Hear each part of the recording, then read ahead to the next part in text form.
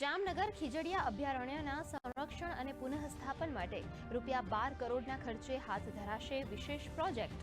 જૈવ વિવિધતાને પ્રોત્સાહન આપવા સાથે પર્યાવરણીય પરિસ્થિતિમાં સુધારો લાવવા કરાશે પ્રયાસો. ગાંધીનગરમાં રાજ્ય સરકાર અને નયારા એનર્જી વચ્ચે MOU થયા સંપન્ન.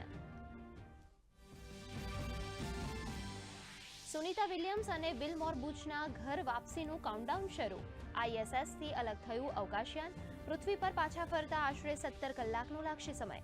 ભારતીય સમય પ્રમાણે 19મી માર્ચે વહેલી સવારે 3:27 અમેરિકાના ફ્લોરિડાના સમુદ્ર કિનારે થશે લેન્ડિંગ. ઘર વાપસી પર પ્રધાનમંત્રી નરેન્દ્ર મોદીએ સુનીતા વિલિયમ્સને સંબોધી લખ્યો પત્ર. કહ્યું 140 કરોડ ભારતીયોને તમારા પર ગર્વ. અંતરિક્ષમાંથી ધરતી પર સફળ ઉતરાણ માટે ઝુલાસણમાં વતનવાસીઓ દ્વારા શુભકામનાઓનો વરસાદ. મંદિરોમાં ભજન કીર્તન અને અખંડ જ્યોતનું આયોજન. મહાકુંભમાંથી એકતાના અમૃતનો નીકળ્યો પ્રસાદ.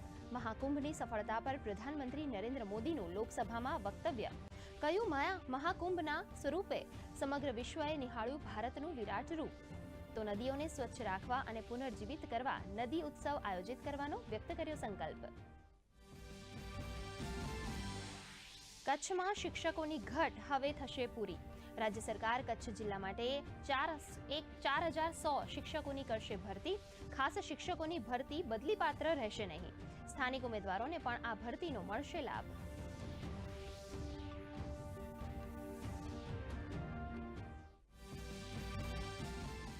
વિધાનસભામાં ગુજરાત પોલ્યુશન કંટ્રોલ બોર્ડ પર ભ્રષ્ટાચાર, કામગીરીમાં નિષ્ફળતા સહિતના મુદ્દે કોંગ્રેસનો આક્ષેપ.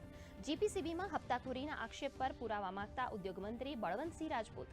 ઉદ્યોગમાંથી નીકળતા ગંદા પાણીને શુદ્ધિકૃત કરવા ડીપ સી ડિસ્પોઝલ પ્રોજેક્ટ કાર્યરત હોવાનું જણાવતા ઉદ્યોગમંત્રી.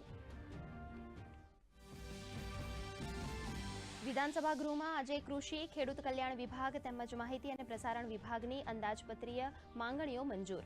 કેબિનેટ મંત્રી રાઘવજી પટેલે કહ્યું, ફેક ન્યૂઝની ભરમાર વચ્ચે માહિતી અને પ્રસારણ વિભાગ વિશ્વાસના પ્રતીક તરીકે આજે પણ અડીખમ.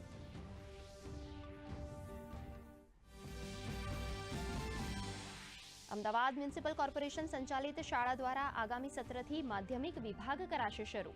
શહેરના 7 ઝોનમાં 7 માધ્યમિક શાળા શરૂ કરવાનું આયોજન. ગરીબ અને મધ્યમ વર્ગના વિદ્યાર્થીઓ ધોરણ 10 સુધીનો અભ્યાસ વિના મૂલ્યે કરી શકશે પૂર્ણ. 1.70 લાખ વિદ્યાર્થીઓને થશે ફાયદો. તો ભારતીય શેર બજારમાં શાનદાર તેજી. સેન્સેક્સમાં 1131 આંકનો બમ્પર ઉછાળો. નિફ્ટી 325 આંક વધ્યો.